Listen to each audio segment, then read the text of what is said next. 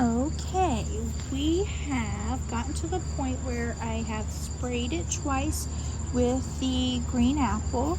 I have sprayed it once with the matte clear, and that's the Rust-Oleum chalk. This is usually for a protective top coat if you're doing a chalked item, but this kind of takes down the sheen and it makes it so that if you wanted to paint more, like with an acrylic paint on top later, to add whatever it is that you're wanting, maybe a little bit of faux finish, like to simulate aging of the item, the acrylic paint sticks better once you put this on as opposed to just the satin.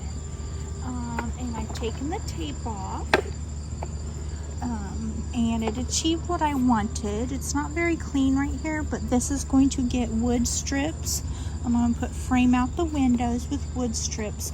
The main thing that I wanted to accomplish with taping that was making sure I kept that clean and tidy on the inside, so you don't have to keep repainting and painting. If I can keep that unfinished wood in there, that would be really nice for this project. And like I had said, I chose this brighter color. You guys are probably thinking I usually have the vintage, antique and Victorian shabby chic type items, and that's true, but I also collect things from the 50s, 60s, and 70s. So I'm thinking of the 60s and 70s dolls, that this would be a really neat little toy for them to be playing with in pictures. And the Victorian homes just wouldn't look the same, I don't think. If you can imagine, like my baby Chrissy's from the 60s and 70s sitting around this, it would be really cute. So it's not meant to look like a real house. I do have doll houses that I decorate to look like real houses. This one isn't though. This is meant to look like a vintage toy. So I'm keeping the handles and taping it, kept those tidy and clean. And you can see on the inside now, the other video I had already had it taped up. Oh, and this is getting repainted. This is that original purple door that will have to get repainted. You can see a little bit. See that? I'll take it up here.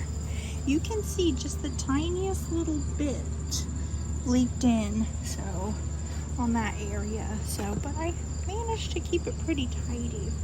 So I wanted to show you my go-to wallpapers for these type of projects. I do have some more elegant actual wallpapers with a smaller scale stripe and floral. Those are more realistic, and those are for my actual dollhouse projects. But I've often found that these 12 by 12 scrapbook sheet books are really great. One, because they're already put together in a theme.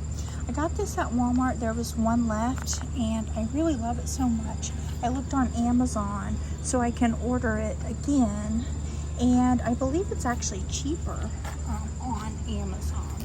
So what I want you to look at, if you're not real familiar with picking out wallpapers or pretend carpets, this would not be something that would hold up very well to actual play use, but for my purposes, for display, these are fine. There's no finish on them. But if you're doing this project for a child, you might want to put a clear contact paper sheet on top if you go this route, just to give it a little bit more durability. But what I look for is I look for the theme, you know, kind of like the feeling that I want the dollhouse to have, and then the color scheme. So this kind of sometimes has the color schemes put together for you, like this right here gives you a little example. I've already picked out some that I think are whimsical and could be, you know, retro. These pinwheel-like looking flowers in the pattern, it's got that green, and thankfully it's on the back of this, which I won't be using. It is pretty, but not for a dollhouse. It's a little bit too big, especially for this dollhouse. Thankfully, I always get these double-sided ones and I'm like in a quandary, which one do I want? But this one was solved easy, I'm glad.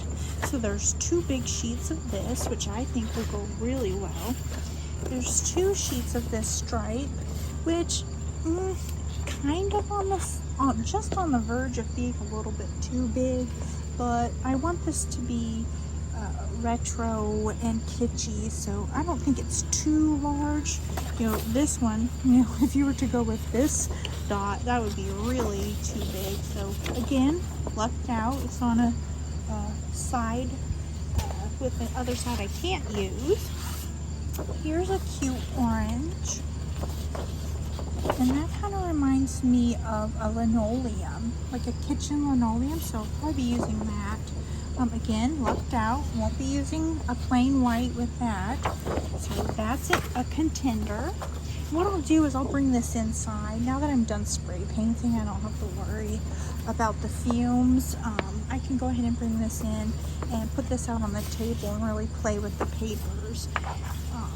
And I had some fabrics, but I'm not going to add those into this video just yet. I think you get the same idea with the papers. It's the same thing with the fabrics. You look for the feeling of it and the color scheme. And this is just an orange version of this, which is really pretty still together. This has got a tiny orangey cream dot on the back. I'm going to stay away from the dots because I already have a lot of things in the vintage baby nursery with the dots. I don't have anything with just this type of feeling to it, so I'm gonna skip over on the dots, but the dots were in scale. And here is something that's a little bit too large for a wallpaper, but I'm thinking what would be really neat is to make a runner, like a rug out of this. I could cut on along the line here, make it a straight edge rug, or around the edges to make kind of like a doily type of scatter rug, to add a little interest. I don't know, we'll have to see. I might be straying too far into the Victorian with the lace. I have to mind my own parameters I've set for myself. So I will be playing with these and seeing which ones that I think will go together. I'm not really too worried about it being busy, because I think it'll just go with the feeling of the time period. And these are sedated enough colors. They're subdued, I should say, not sedated. These are subdued enough that they aren't going to overtake the whole thing. When you see this again, we will be working on the floor finishings and the wallpapering.